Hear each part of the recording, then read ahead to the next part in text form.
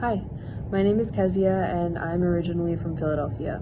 My name is Deborah Jacob, and I am from Houston, Texas. My name is Abby, and I was born in Florida and raised in Texas. My name is Sarah Luke. I am from Houston, Texas. My name is Sumaya Khan. I am from Pakistan. My name is Sarah Anil. I am from San Diego, living in Houston right now. Hi, my name is Rufus James. I am from Philadelphia. My name is Jairus James. I am from the Philadelphia area. My ethnic identity is that I am Pakistani. Is South Asian. Is Indian, specifically Malayali. I am Indian. South Indian. I am Filipina. I identify as Southeast Asian. And I am Indian. And my name is Daniela Jacob. I'm from Houston, Texas, currently living in Philadelphia, Pennsylvania for college, and my ethnic identity is South Indian. First of all, I would like to thank you for watching this video.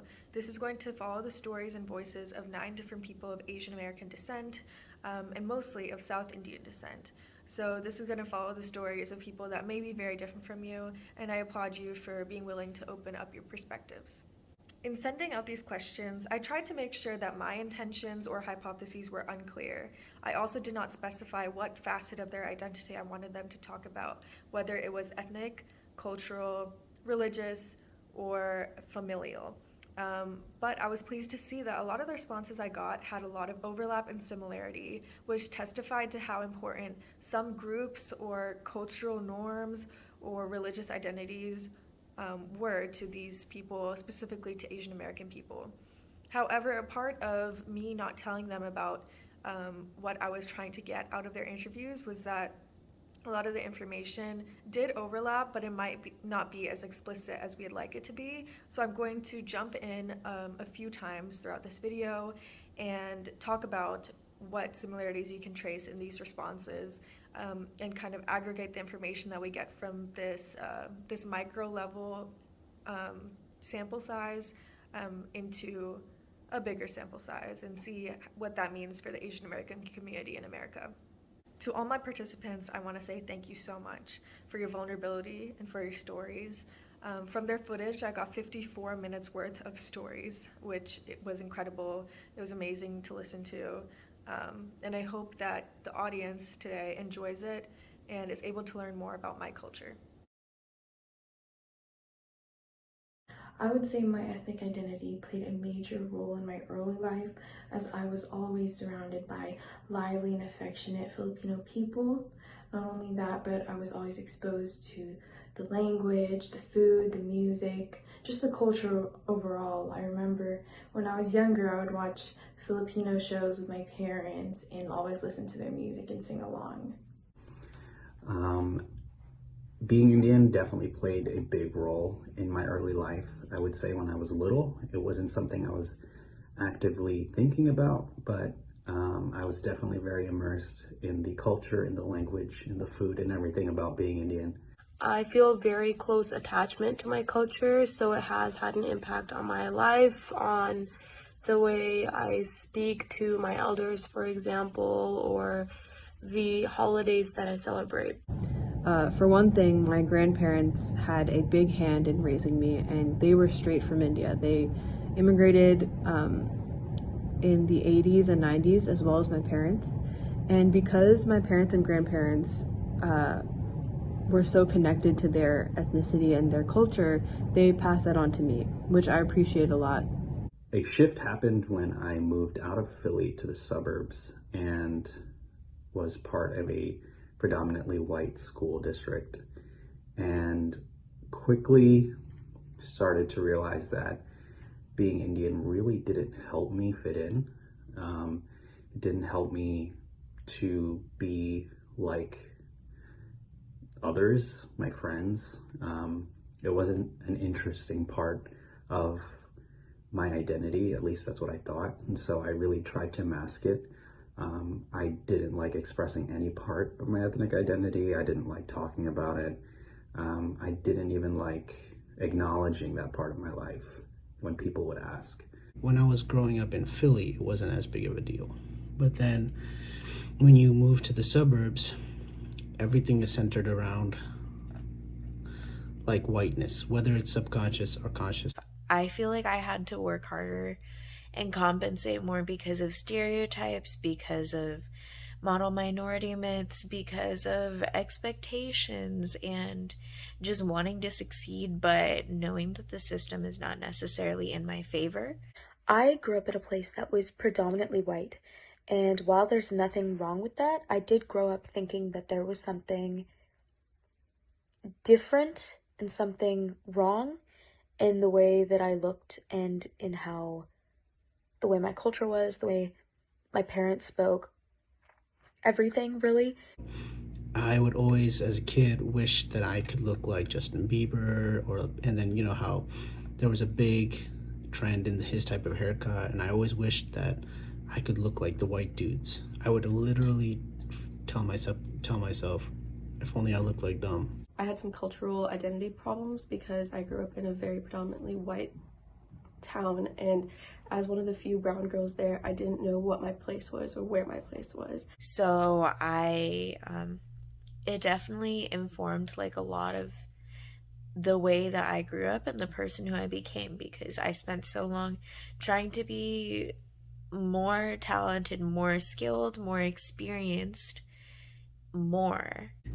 If I go to school one day and I screw up, what I consider screwing up, maybe it was a conversation that like I got embarrassed, or I did something embarrassing, what I consider embarrassing, then that would like ruin my whole day. And I would think about that for days and days and weeks. It's just how I grew up. I remember definitely from an early age knowing that I was different than some of the other people in my classes, but it was never really in a negative light because I was lucky enough to be in a pretty diverse classroom from an early age. Okay, I'm so sorry for interrupting. I know they're saying some really powerful stuff out there, but I wanted to point out something that you're not going to find out from this video.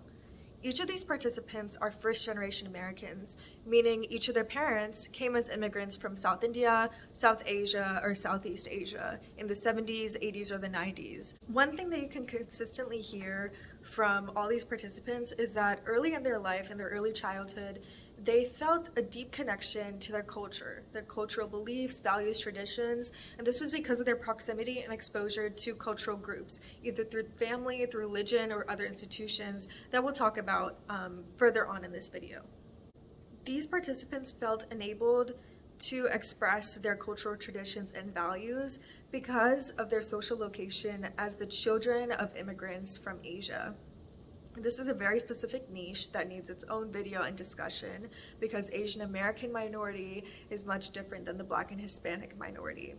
But because they were the children of immigrants, they were able to feel very connected to their culture because as immigrants, they directly brought traditions and values and beliefs and religions from India and South Asia and Southeast Asia to America. And so they were socialized to American society, but were raised under the values of Asians.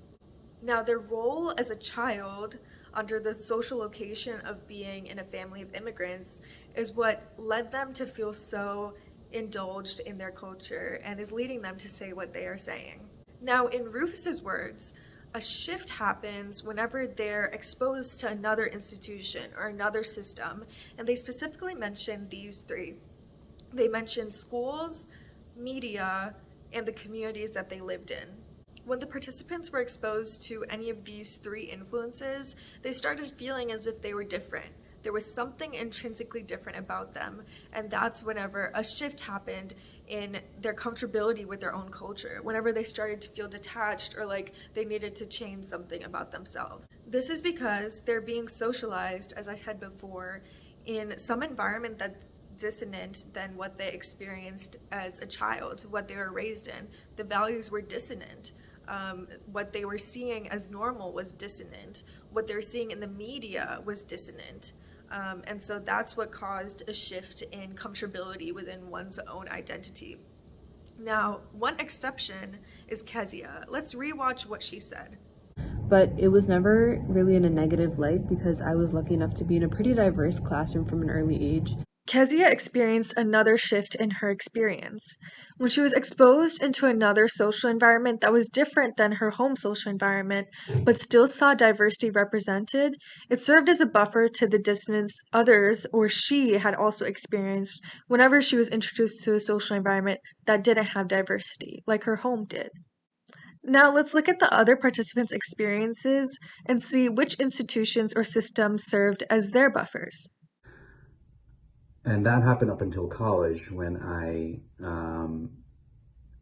was re-immersed into the culture through student organizations and just a big friend group that really embraced being Indian through fashion and food and conversation. And that's when I really started to understand that that's not a part of me that I need to hide or mask.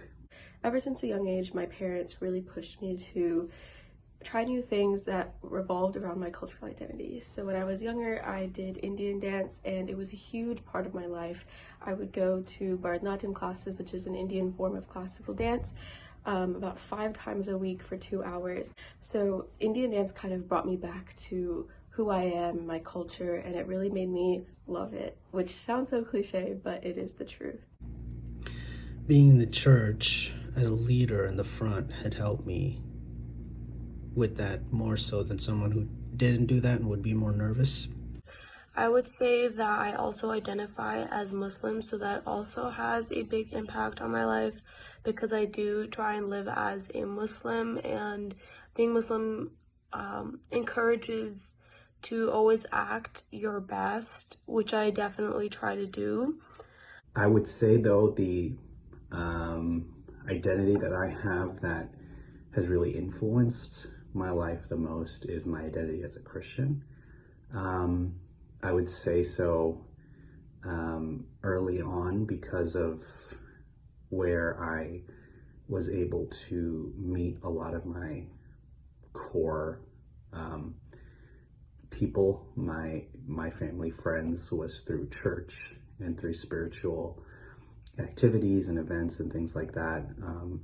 Faith was a big part of is the biggest part of my family, and so early on that was really what my life centered on, even though early on I wasn't really decisive on what I believed, but now being a Christian, a lot of the things that I do, a lot of the people that I meet, a lot of the influences of my life are from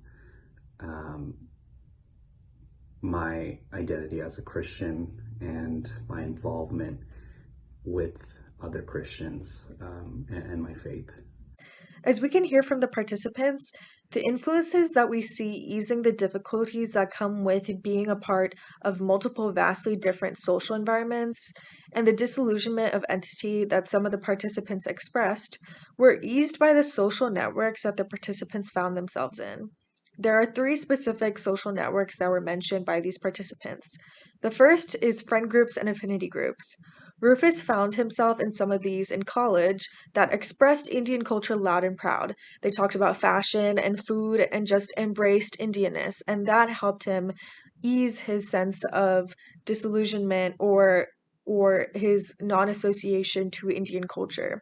Another social network that a lot of the participants found themselves in that played an important role in their identity was their religious groups. People found themselves in churches or mosques that fostered a sense of identity that superseded their earthly identifications of race or ethnicity, and that was their most important form of identification. The third and last social network that was important in the formation of identity for my participants was hobby groups, and specifically for Sarah was Bharatanatyam dance. This dance group, which was an Indian form of art, carved out for her a place of belonging in the context of a society that really contrasted her identity. And this played an important role for her to develop a sense of identity that was being diluted in a society that didn't model what she was raised in. These social environments, friends, religious groups, and hobbies really revolutionized their experiences. To leave you off with some concrete sociological takeaways, I want to contextualize Matthew Desmond's writing in his article, What is Racial Domination? I'm going to define two of the fallacies that he stated in this article that I find specifically applicable to the Asian race. We'll begin with a tokenistic fallacy. This assumes that the presence of people of color in influential positions is evidence of the eradication of racial obstacles, and this simply isn't true. Just because there are Asians in positions of power, just because there are statistics that show that they have higher income rates nationally, just because they have educational degrees, does not mean that racism does not exist to Asians. The second fallacy of racism that Matthew Desmond covers that specifically applies to the Asian race is the ahistorical fallacy. This fallacy assumes that because the racial segregation and oppression that we hear about in history books happened so long ago, it is no longer important or influential, and that is also simply untrue. It was only less than 200 years ago when brown people were refused citizenship because they weren't American enough. But the Eastern Europeans were now adopted into the umbrella of whiteness. What made Asian Americans not American enough? Let's not forget about the reverberations of 9/11 that we still encounter today. Let's not forget about the anti-Asian violence that stemmed out of the coronavirus pandemic not even 2 years ago. Lastly, Matthew Desmond discusses the ideas of ethnicity, nationality, and race. These three identities are so deeply intertwined into the lives of POC that you simply cannot separate them. Ethnicity is needed because if you solely depend on the idea of being of the Asian race, you leave out the beautiful, rich Indian heritage that you may have, or you forget about the complex Chinese culture and history. Now, if you look at nationality, you will be stigmatized if you don't assimilate to certain American standards because you are now of American nationality if you live in the North American region. Now, race is simply what institutions depend on. You can't avoid it. Your ballot, your college admissions, and your driver's license depend on this definition of race that has been built not scientifically, but just out of society's claims. I want to end off with a few words from Sarah Anilcherian. She expresses this newfound love for her Indian heritage and encapsulates all the progression towards love that all of the 9 participants in this video have shown. But as I've grown, I've started to realize the beauty and just how significant my culture is to who I am and how I developed, and how that's a part of me that, even though there are still communities like the one I grew up in that aren't super friendly to ethnically different people, it doesn't change the fact that I'm very proud of being Indian and proud of being an Indian woman in America right now. And it just kind of further reinstated to me how grateful I am to be Indian, how being Indian has played such a big role in my upbringing and even in my personality today, and that even though there's opposition, I wouldn't change that for the world.